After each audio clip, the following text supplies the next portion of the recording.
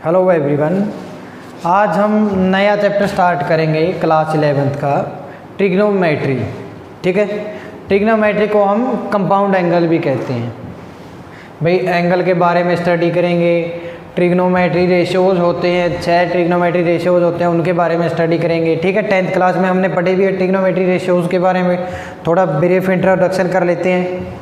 ठीक है, तो आज स्टार्ट करते हैं हम ट्रिग्नोमेट्री।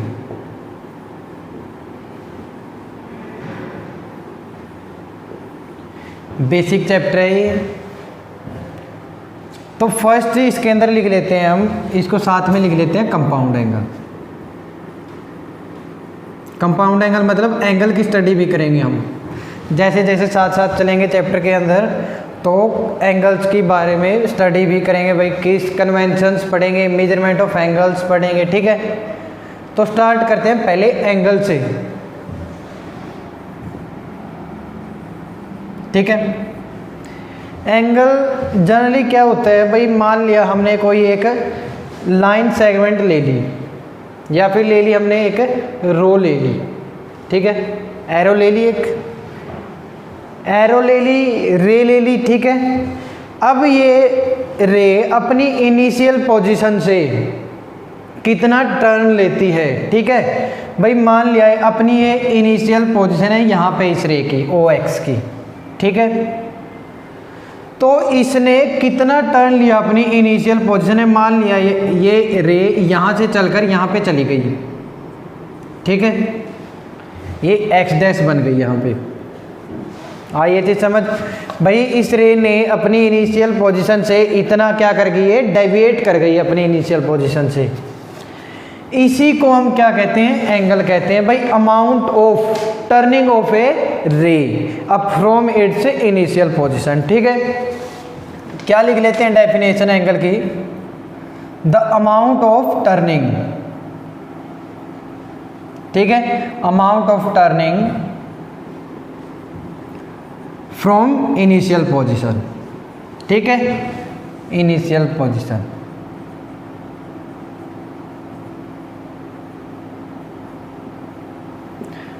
भाई एक इनिशियल पोजीशन से एक लाइन कहाँ तक गई, कितनी गई, उसको हम क्या कहते हैं, एंगल कहते हैं। और एंगल को डिनोट करते हैं थीटा से। ठीक है, अब थीटा को जो यूनिट में डिवाइड करते हैं वो 2 यूनिट्स में डिवाइड करते हैं। थीटा की 2 यूनिट्स होती हैं, यूनिट्स ऑफ एंगल। एक होती है डिग्री और एक होती है रेडियन। ठीक है, रेडियंस। एक डिग्री होती है और एक क्या होती है, रेडियन होती है। तो अब हम क्या करेंगे, इन दोनों के बीच में एक रिलेशन देखेंगे भाई, इतने कैसे हम एक यूनिट को दूसरी यूनिट में कन्वर्ट करेंगे। तो देखते हैं पाई रेडियन किसके बराबर होता है। पाई रेडियन होता है किसके बराबर, 180 डिग्री के बराबर। ठीक है, ये क्या है, रिलेशन है दोनों यूनिट्स में। भाई पाई रेडियंस किसके बराबर होता है, 180 डिग्री के बराबर होता है। ठीक है, तो अगर ये कह दिया जाए हमें भाई 1 रेडियन बताओ किसके बराबर होगा, तो 1 रेडियन की वैल्यू क्या आ गई, 1 radian is equals to 180 by pi degree. ठीक है, इसी तरह ये भी कह सकते हैं भाई 1 डिग्री बताओ किसके बराबर होगा, तो 1 डिग्री किसके बराबर आ जाएगा, 1 डिग्री आ गया पाई बाई 180 के बराबर रेडियन। ठीक है, अब ये कोई ज़रूरी थोड़ा भाई 1 रेडियन ही बताओ 180 बाई पाई होता है और 1 degree is equal to pi by 180 होता है। ये भी कह सकते हैं भाई 10 पाई को कन्वर्ट करो रेडियंस के अंदर, सॉरी 10 पाई रेडियंस को कन्वर्ट करो डिग्री के अंदर, कितना होगा। ठीक है, अब हम इनका कन्वर्जन देख लेते हैं। मान लिया हमें क्वेश्चन दे दिया जाए भाई 10 पाई रेडियंस को कन्वर्ट करो, 10 पाई रेडियंस को। ठीक है, डिग्री में कन्वर्ट करना है। तो हमें पता है 1 रेडियन किसके बराबर होता है, 180 बाई पाई डिग्री के बराबर। ठीक है, अब हमें चाहिए 10 पाई रेडियन, तो हम क्या करेंगे 10 पाई से मल्टीप्लाई कर देंगे इसको। 10 पाई रेडियन किसके बराबर आ जाएगा 180 डिवाइड बाय पाई इंटू 10 पाई, ठीक है। तो किसके बराबर आ गए 1800 डिग्री के बराबर। आई ये चीज समझ। ये क्या पता लगाया हमने भाई रेडियन को डिग्री में कैसे कन्वर्ट करते हैं और डिग्री को रेडियन में कैसे कन्वर्ट करते हैं। एक ऐसे भी समझ सकते हैं हम, देखो रेडियन का मतलब क्या होता है, रेडियन का मतलब होता है पाई फॉर्म, और डिग्री का मतलब क्या होता है सिंपल कांस्टेंट फॉर्म है। देखो ये कांस्टेंट है तो सिंपल डिग्री दे रखी है ये। तो देखो यहाँ अगर हमें मतलब ये कहा जाए भाई रेडियन को डिग्री में कन्वर्ट करो, तो इसका मतलब क्या होता है रेडियन को रिमूव करना। तो रेडियन को रिमूव करने का मतलब क्या है 180 बाय पाई लिखना, ठीक है। 180 बाय पाई से क्या कर दो किसी भी रेडियन को मल्टीप्लाई कर दो। यदि ये कह दिया जाए भाई 10 पाई रेडियन को डिग्री में कन्वर्ट करो, हमें क्या पाई ही रिमूव करनी है, तो पाई रिमूव कैसे कर सकते हैं हम, देखो इसके अंदर पाई रिमूव कैसे कर सकते हैं। यदि हम इसको 180 बाई पाई से डिवाइड करेंगे तभी, मतलब इसके डिवाइड में पाई आएगा इस नंबर के, तभी पाई से पाई कैंसिल आउट हो सकता है, तभी वो किस में डिग्री में कन्वर्ट हो सकता है। इसी तरह यदि ये कह दिया जाए भाई डिग्री को कन्वर्ट करो रेडियन में, डिग्री को रेडियन में कन्वर्ट करने का मतलब क्या है एक कांस्टेंट वैल्यू से पाई की फॉर्म में लेके आना, ठीक है, पाई की फॉर्म में लेके आना। तो अब हम क्या करेंगे इसके केस में क्या करेंगे, ये पाई बाय 180 को किसी भी नंबर से मल्टीप्लाई कर देंगे। मान लिया ये कह दिया जाए 10 डिग्री को कन्वर्ट करो रेडियन में, 10 डिग्री को, ठीक है। तो क्या होगा हमें पता है 1 डिग्री किसके बराबर होता है पाई बाय 180, तो 10 किसके बराबर होगा 10 इंटू पाई बाय 180 के बराबर। तो ये कितना है पाई बाय 18 रेडियन। इसका मतलब क्या हुआ देखो, जब हमें रेडियन को डिग्री में कन्वर्ट करना पड़ता है तो हमारी वैल्यू आएगी वो ओनली कांस्टेंट की फॉर्म में आएगी, पाई को हमें रिमूव करना पड़ेगा, ठीक है। और जब डिग्री को रेडियन में कन्वर्ट करना होता है तब क्या होगा डिग्री को पाई बाय 180 से मल्टीप्लाई करना पड़ेगा, तो हम क्या कर देंगे रेडियन में कन्वर्ट कर देंगे, ठीक है। आइए चीज समझ, 2 यूनिट्स होती हैं थीटा की, रेडियन और डिग्री। जनरली हम इन्हीं चीज़ के बारे में पढ़ते हैं, वैसे तो मिनट भी होती है सेकंड भी होती है, लेकिन हमें मेन क्या है यही 2 यूनिट्स पढ़नी है बस, बाकी जो यूनिट्स है वो हमारे सिलेबस में नहीं है, ठीक है।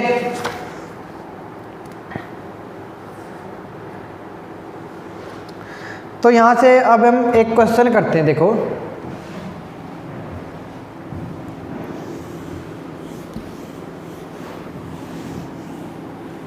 ठीक है, एंगल के बारे में पता चल गया। अब हम स्टार्ट करते हैं ट्रिग्नोमेट्री। देखो जनरली ट्रिग्नोमेट्री का मतलब ही क्या होता है भाई ट्रायंगल के बारे में स्टडी करना, ठीक है। ट्रिग्नोमेट्री का मतलब लिख लेते हैं हम,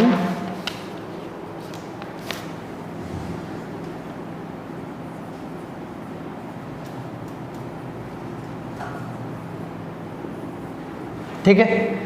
ट्रिग्नोमेट्री का क्या मतलब है, ट्रिग्नोमेट्री के अंदर हम क्या पढ़ते हैं ट्रायंगल की स्टडी पढ़ते हैं भाई, ट्रायंगल की हर एक प्रॉपर्टी के बारे में पढ़ेंगे और फिर उन चीज़ों को हम यूज करेंगे आगे। तो क्या लिख सकते हैं हम ट्रिग्नोमेट्री को, डेफिनेशन क्या लिखेंगे, स्टडी ऑफ ट्रायंगल लिख सकते हैं, स्टडी ऑफ ट्रायंगल, ठीक है। हर एक स्टडी करनी ट्रायंगल की, एंगल्स के बारे में, साइड्स के बारे में, वर्टेक्स के बारे में, हर एक स्टडी का मतलब क्या है ट्रिग्नोमेट्री है, ठीक है। और हम क्या कहेंगे जो ट्रिग्नोमेट्री की स्टडी हम क्यों करते हैं, ठीक है, ये भी आ सकता है भाई क्यों करते हैं हम ट्रायंगल की स्टडी, क्योंकि यदि कोई भी क्लोज्ड सरफेस है, कोई भी क्लोज्ड फिगर है, ठीक है, सबसे छोटी क्लोज्ड फिगर कौन सी होगी ट्रायंगल ही होगी, ठीक है। वही भी स्टडी ट्रायंगल्स प्रॉपर्टी, बिकॉज जो ट्रायंगल क्या है फंडामेंटल यूनिट है, ठीक है, triangle is fundamental unit, fundamental unit of closed figures, ठीक है। क्यों? क्योंकि इससे छोटी तो कोई क्लोज सरफेस हो ही नहीं सकता। तो इसका मतलब हमें इस चीज़ की स्टडी के बारे में पता लगाना होगा, तभी हम क्या करेंगे। अगर मान लिया जैसे ये क्या ट्रायंगल है, जब हम क्वाड्रिलेटरल बनाएंगे तो क्वाड्रिलेटरल में क्या बनेंगे, दो ट्रायंगल बनेंगे। यदि हमें ट्रायंगल की प्रॉपर्टी आती है तो हम क्वाड्रिलेटरल की प्रॉपर्टी जान सकते हैं। पॉलीगन होता है, पॉलीगन का मतलब क्या होता है, जिसकी बहुत सारी साइड्स हो, ठीक है। N sided polygon, regular polygon, इन दोनों में भी डिफरेंस होता है। जैसे जैसे हम आगे चलेंगे पढ़ते जाएंगे इस चीज़ के बारे में। तो इसके अंदर भी देखो क्या बन रहे हैं, ट्रायंगल बन रहे हैं। ये ट्रायंगल बन गए, ठीक है, 4 ट्रायंगल्स बन गए। तो इसका मतलब क्या है, इसीलिए हमने क्या किया, ट्रायंगल की स्टडी की, ताकि हम इससे बड़ी फिगर्स हैं उनके बारे में भी पढ़ सकें, ठीक है। स्मॉलेस्ट फिगर को हमने डिफाइन कर दिया, भाई ट्रायंगल ही होगी, ठीक है। नेक्स्ट हम स्टार्ट करते हैं जनरल टर्म्स लिख लेंगे हम अभी। देखो जैसे क्वाड्रिलेटरल ले लिया हमने, ठीक है, ये क्वाड्रिलेटरल है। अब देखते हैं इसके अंदर, देखो एक ट्रायंगल ये, एक ट्रायंगल ये, ठीक है। एक ले लिया हमने पॉलीगन, ये पॉलीगन ले लिया, ठीक है। इसमें भी क्या बन रहे हैं, 3 ट्रायंगल्स बनेंगे, एक ये और एक ये और एक ये, 1 2 और 3, ठीक है। अब देखो यहाँ पे देखते हैं हम, जो सम ऑफ इंटीरियर एंगल पढ़ लेते हैं पहले ट्रायंगल के। तो फर्स्ट प्रॉपर्टी लिखते हैं, sum of interior angle of a triangle.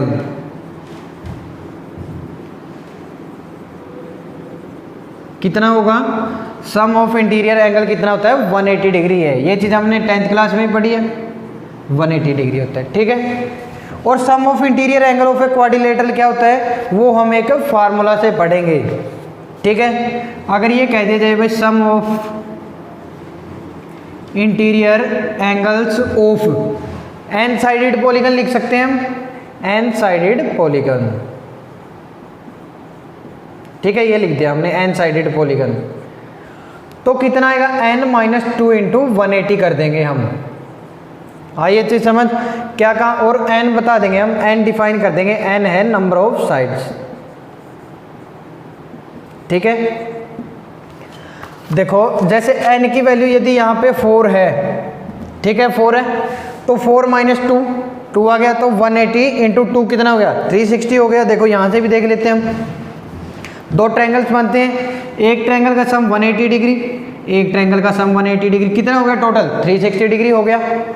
और इसके अंदर ये प्रॉपर्टी पढ़ लेते हैं हम, तो ये एंगल होगा, ये एंगल क्या होंगे, इक्वल होंगे, और ये एंगल और ये एंगल इक्वल होगा, ठीक है। ये चीज़ समझ। और एक चीज़ ये भी जान लेते हैं हम, जो क्वाड्रिलेटरल के अंदर जो अपोजिट एंगल्स है उनका सम कितना होता है, 180 डिग्री होते हैं, ठीक है। इन दोनों का सम क्या होगा, 180 डिग्री होगा। इसी तरह जो ये दोनों एंगल्स होंगे इनका भी क्या होगा, 180 डिग्री एंगल सम होगा। हाँ ये चीज़ समझ। अब देखो इसके अंदर 3 ट्रायंगल्स बने हैं, तो एक ट्रायंगल 180 डिग्री, 180 डिग्री और 180 डिग्री, ठीक है। एंगल मान लेते हैं हम 1 2 3 4 5 6 7 8 और 9, ठीक है। अब देखो ये एंगल और ये एंगल क्या होंगे, इक्वल होंगे। ये एंगल और ये एंगल क्या होगा, इक्वल होगा। ये एंगल इक्वल और ये एंगल इक्वल होगा, ठीक है। एक एंगल ये है। आइए चीज समझ। तो अब देखते हैं 3 ट्रायंगल्स बने हैं इसके अंदर। अगर पेंटागन है ये 5, अगर 5 साइड का हम कोई भी रेगुलर ये लेते हैं, पॉलीगन लेते हैं, तो कितना बना सम, देखो 180 180 180 कितना हो गया, 540 हो गया, ठीक है। अब देखो 540 हम इस फार्मूले से भी देख लेते हैं।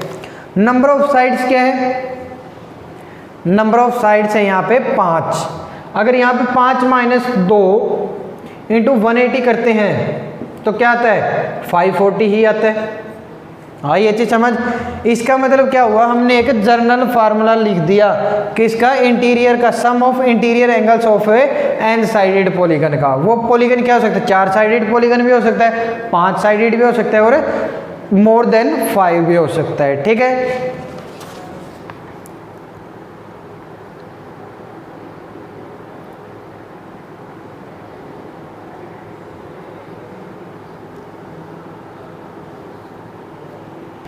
थर्ड पॉइंट लिख लेते हैं हम भाई, एक तो हमें दे रखा है एन साइडेड पॉलीगन, ठीक है, और एक दे दिया रेगुलर पॉलीगन। वो दोनों इक्वल होते हैं? वो कभी भी इक्वल नहीं होते। ये कह दिया जाए एन साइडेड पॉलीगन, ठीक है, और एक कह दिया हमें जो एन साइडेड पॉलीगन है लेकिन वो रेगुलर है, एन साइडेड रेगुलर पॉलीगन, ठीक है। तो ये दोनों इक्वल नहीं होंगे। क्यों नहीं होंगे? क्योंकि जो रेगुलर पॉलीगन है वो क्या होता है, उसकी सभी की सभी साइड्स क्या होंगी, इक्वल होंगी। अगर साइड्स इक्वल है तो एंगल भी क्या होंगे, इक्वल होंगे। लेकिन एन साइडेड पॉलीगन के अंदर क्या होता है, सभी साइड्स क्या इक्वल नहीं होती, all sides are not equal, are not equal, ठीक है। लेकिन इसके अंदर क्या होगा, एन साइडेड रेगुलर पॉलीगन के अंदर ऑल साइड्स आर इक्वल,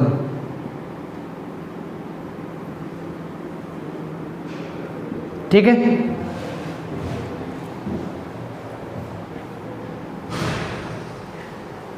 तो अब हम क्या काम करेंगे, ट्रायंगल की प्रॉपर्टी पे आते हैं भाई। ट्रायंगल के अंदर क्या क्या चीजें पढ़ेंगे हम, ठीक है।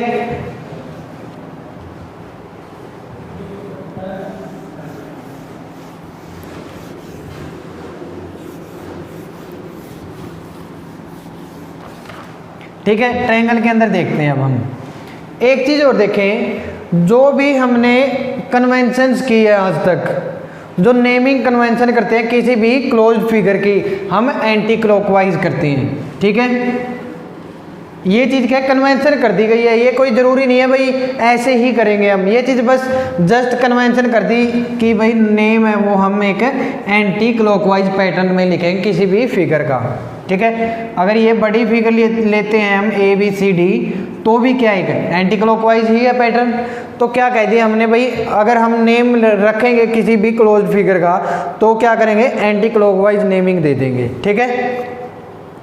नेक्स्ट देखते हैं हम अब इसके अंदर क्या क्या चीज़ें पढ़ेंगे हम। जो B एंगल है, B के अपोजिट साइड क्या होगी, B साइड होगी, ठीक है। A के अपोजिट साइड A और C के अपोजिट साइड C हो गई, और ये एंगल्स हो गए, ठीक है। तो क्या क्या चीज़ पढ़ेंगे हम इसके अंदर, 3 साइड्स पढ़ेंगे, 3 साइड्स A B और C। एक कन्वेंशन क्या आ गई इसके अंदर, वही जो साइड्स है, साइड्स को हमने स्मॉल लेटर से डिनोट कर दिया है, ठीक है। सेकंड पढ़ेंगे हम 3 एंगल्स पढ़ेंगे ट्रायंगल के अंदर, एंगल A, एंगल B और एंगल C। थर्ड हम पढ़ेंगे 3 वर्टेक्स या वर्टिसेस, ठीक है। वर्टिसेस क्या होता है, जहां पे 2 पॉइंट्स एक दूसरे को इंटरसेक्ट करते हो, जो वो पॉइंट होता है वो क्या होगा, इंटरसेक्शन पॉइंट होगा या वर्टिसेस होगा। तो A, B और C क्या हो गए, वर्टिसेस, ठीक है। ये चीज आ गई। अब हम देखते हैं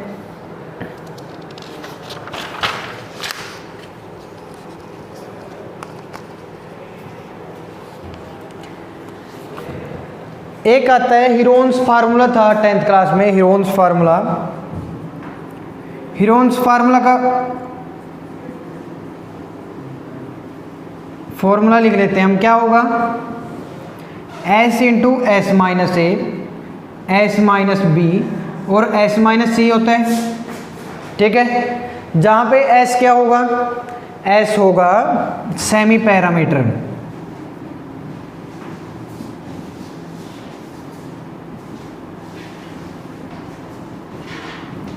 सेमी पैरामीटर मतलब पैरामीटर का हाफ कर दें। तो पैरामीटर क्या होता है ट्रायंगल का, A plus B plus C divide by 2 हो जाएगा। तो ये बन गया अपना A plus B plus C divide by 2 के बराबर, ठीक है। ये हो गया हीरोन्स फार्मूला। अब देखते हैं क्वाड्रिलेटरल की प्रॉपर्टी करते हैं थोड़ी।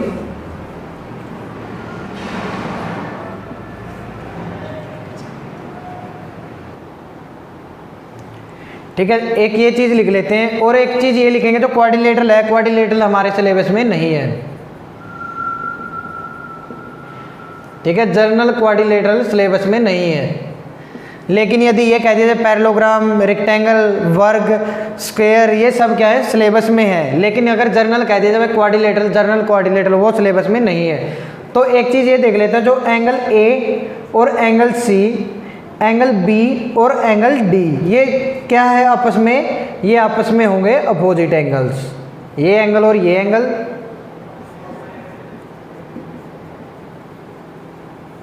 ठीक है, ये लिख लिया हमने। तीन साइड्स के बारे में पता चल गया भाई, तीन साइड के बारे में पढ़ेंगे हम, थ्री एंगल्स पढ़ लेंगे। ठीक है, अब आती है इनक्वालिटीज, आइडेंटिटीज आती है। अब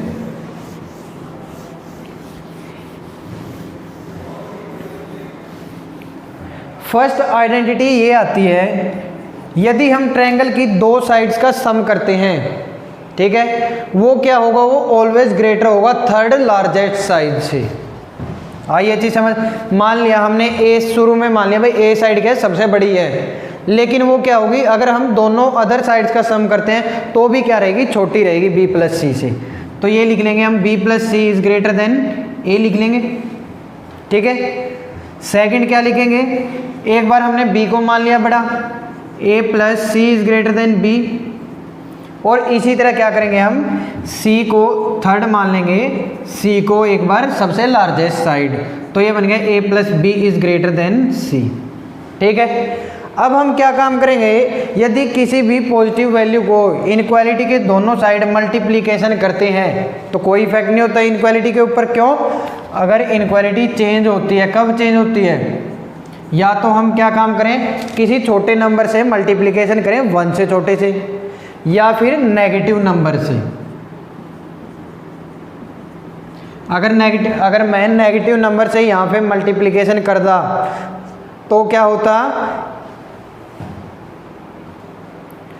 ठीक है, अगर नेगेटिव साइन से हम मल्टीप्लाई करते हैं यहाँ पे, जो ये इनक्वालिटी है चेंज हो जाती है, इसका साइन ऐसे हो जाता है। ठीक है, तो हमने क्या काम किया, प्लस साइन के साथ मल्टीप्लिकेशन करेंगे हम, तो इनक्वालिटी के ऊपर कोई इफेक्ट नहीं आएगा, तो ये मल्टीप्लिकेशन कर दिया। ठीक है, हमने फर्स्ट को मल्टीप्लिकेशन कर दिया ए से, सेकंड को बी से मल्टीप्लिकेशन कर दिया, और थर्ड को कर दिया मल्टीप्लिकेशन सी से।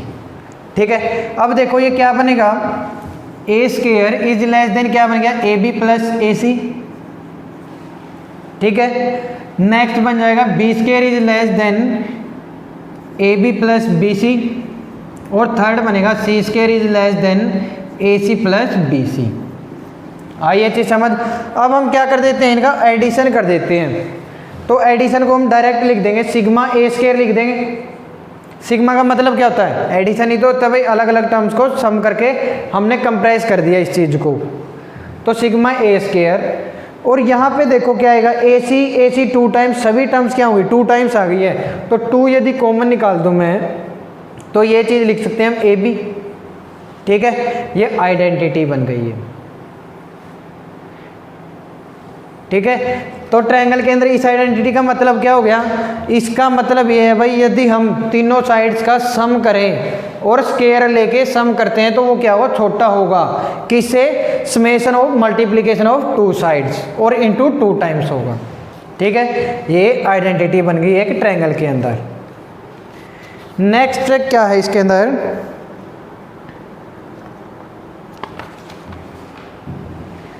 नेक्स्ट इसी तरह अगर हम देखते हैं, मान लिया बी एंगल बड़ा है ए से।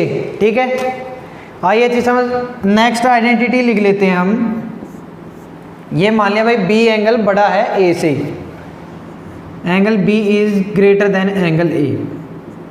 तो इसका मतलब क्या है, जो इसकी एडजेसेंट साइड होगी वो भी क्या होगी, बड़ी होगी। अगर देखो बी की साइड कौन सी होगी, बी, तो इसका मतलब ए से बड़ी होगी है, तो ये लिख देंगे हम B is greater than A.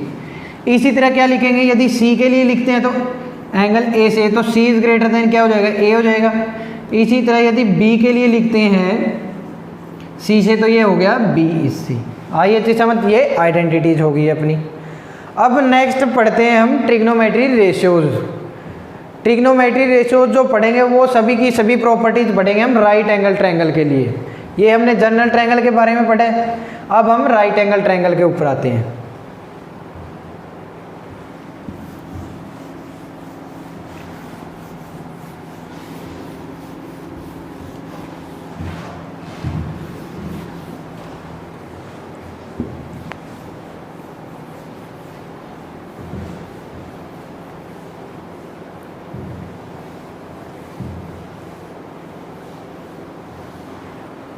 Right angle triangle, right angle triangle का मतलब ही क्या है भाई, एक एंगल क्या हो, राइट एंगल हो, 90 डिग्री हो। एक एंगल हमने लिख दिया 90 डिग्री, ठीक है। ये एंगल ए मान लिया, ये बी मान लिया और ये सी मान लिया, ठीक है। अब हम इसके ऊपर प्रॉपर्टी पढ़ते हैं। देखो ये क्या होता है, इसका बेस होता है, ये परपेंडिकुलर, ये हाइपोटेनस। अब ये जो दो चीज़ हैं ये चेंज हो सकती हैं, लेकिन हाइपोटेनस तो हमारा कांस्टेंट है, यही वैल्यू रहेगी जो लार्जेस्ट साइड होगी। लेकिन ये दोनों क्या होंगे, चेंज होते रहते हैं। जब हम मेन एंगल क्या लेंगे, ए लेंगे, तो उसके लिए जो बेस होगा वो क्या होगा, ए बी होगा।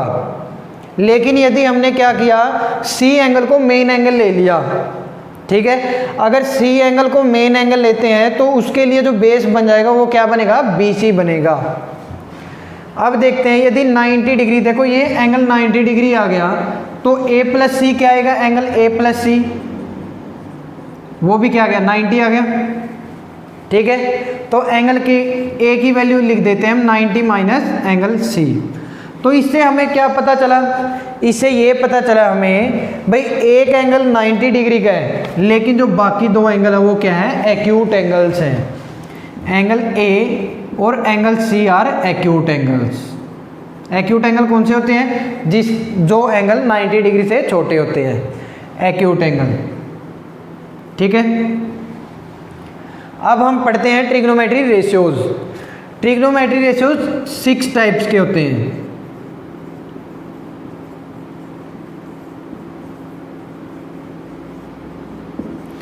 सिक्स ट्रिग्नोमेट्री रेशियोज पढ़ेंगे हम। फर्स्ट है sine x, second cos x,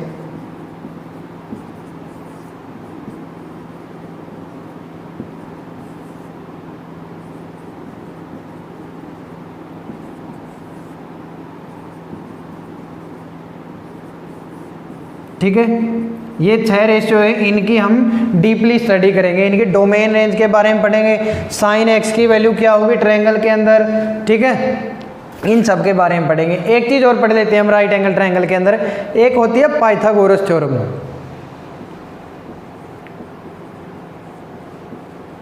ठीक है, पाइथागोरस थ्योरम। इसके अंदर क्या होता है, इसके अंदर जो हाइपोटेनस होता है, हाइपोटेनस का स्क्वायर बराबर होता है sum of squares of other two sides. तो इसको लिख देते हैं हम P square plus B square लिख देंगे, ठीक है, ये लिख दिया हमने।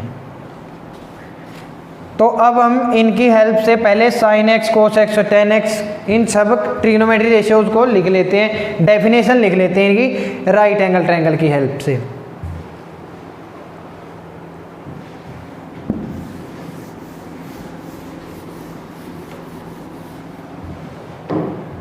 फर्स्ट आता है साइन एक्स, ठीक है। साइन एक्स होता है perpendicular by hypotenuse, perpendicular by hypotenuse. तो ये किसके बराबर हुआ, परपेंडिकुलर क्या है, देखो यदि हम यहाँ पे ए ले लेते हैं, यहाँ पे एंगल मेन एंगल, ठीक है, ठीक है, मेन एंगल हम ए को ले लेते हैं शुरू में, ठीक है, फिर उसी के अकॉर्डिंग हम सी को भी लेंगे बाद में मेन एंगल। तो ए साइन ए की वैल्यू क्या लिख दी, परपेंडिकुलर बाय हाइपोटेनस। अब देखते हैं यदि ए एंगल मेन एंगल है, ठीक है, मेन एंगल ए लिया है हमने, तो इसके लिए परपेंडिकुलर क्या है, बीसी है, बीसी डिवाइड बाय हाइपोटेनस तो अपना सेम रहेगा एसी, ठीक है। सेकंड आता है कोसे,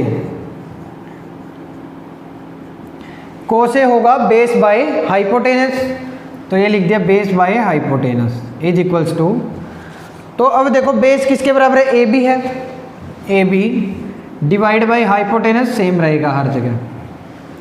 थर्ड आता है 10x, जो 10x होता है वो क्या होगा, इन दोनों का रेशियो होगा, साइन ए, ये लिख देते हैं 10a is equals to sine A divide by 10 cos A. हमें जस्ट ओनली याद क्या रखने हैं, ये दो याद रखने हैं। मेन चीज़ हमारा फोकस क्या है, साइन ए और कोस ए। यदि हमें साइन ए और कोस ए की हर एक प्रॉपर्टीज़ के बारे में पता है तो बाकी जो 4 रह गए हैं उन सबको हम आसानी से ड्राइव कर सकते हैं, ठीक है। तो इनको एक चीज़ और लिख लेते हैं हम, जो ये रेशियो होंगे दोनों, ये फंडामेंटल रेशियो भी लिख लेते हैं इनको, फंडामेंटल ट्रिग्नोमेट्री रेशियोज। ठीक है, और जो बाकी सभी के सभी हो गए, इनकी हेल्प से हमने क्या किया, डिराइव किया, तो इन सबको हम क्या कहेंगे, डिराइव्ड रेशियोज।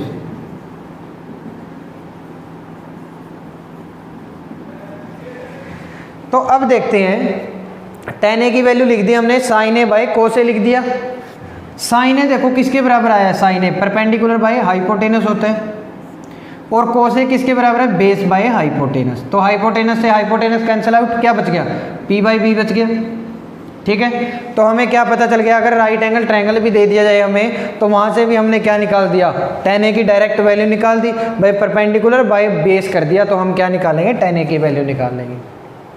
नेक्स्ट आता है कोट ए।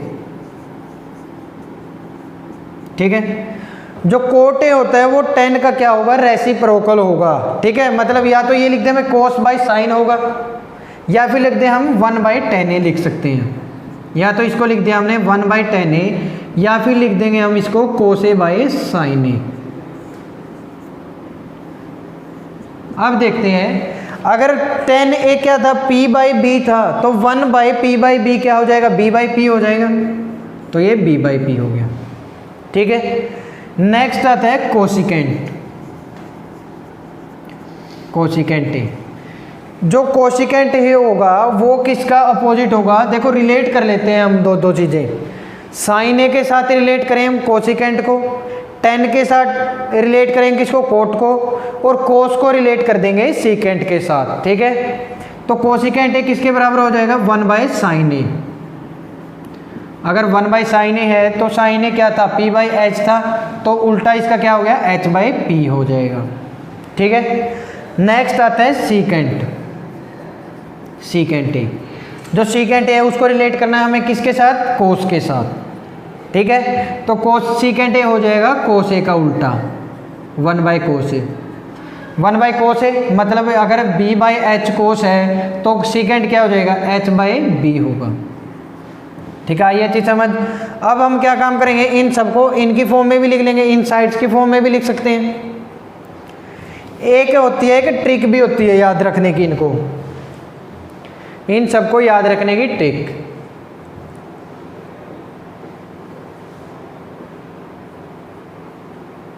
ठीक है, P B P H H B, इनका मतलब नाम रख लेते हैं हम, पंडित बद्री प्रसाद हर हर भोले।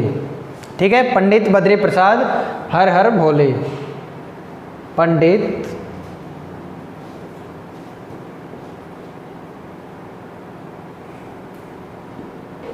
ठीक है, देखो पंडित बद्री प्रसाद हर हर भोले। अब अगर हम फर्स्ट का रेशियो लेते हैं, ठीक है, हमें पता है, देखो साइन को रिलेट किया हमने किससे, कोसिकेंट से, तो फर्स्ट आ गया p बाई एच, तो ये साइन लिख देंगे हम, अगर p बाई एच है तो। अगर इसका उल्टा लिख दें, ऊपर से नीचे कर दे, तो ये क्या बन जाएगा, कोसिकेंट बन जाएगा, कोसिकेंट बन गया। नेक्स्ट आ गया बद्री बाई हर, ठीक है, ये बन गया। तो b बाई एच है तो क्या बनता है, कोस बनता है, ऊपर हम कोस लिख लेते हैं साथ में।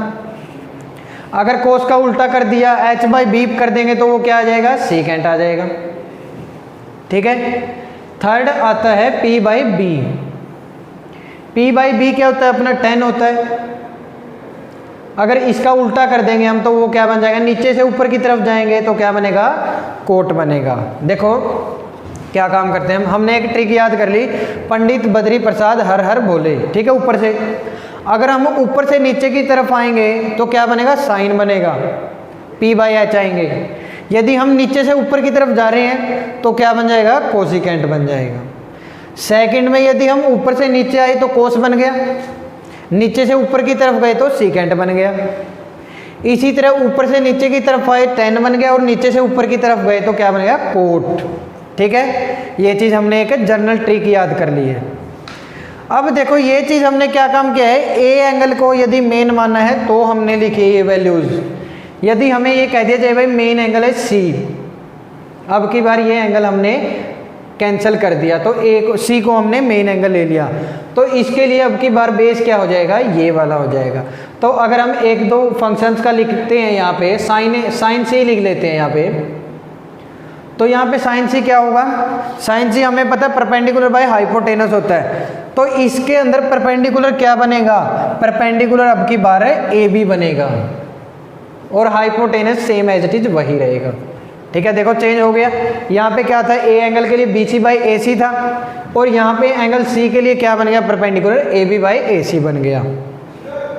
सेकंड आता है कोसी। कोसी क्या था, बेस बाय हाइपोटेनस, तो इसके अंदर बेस क्या है, अब की बार यदि सी एंगल मेन है तो बेस क्या है, ये है, बी सी है, बी सी आ गया।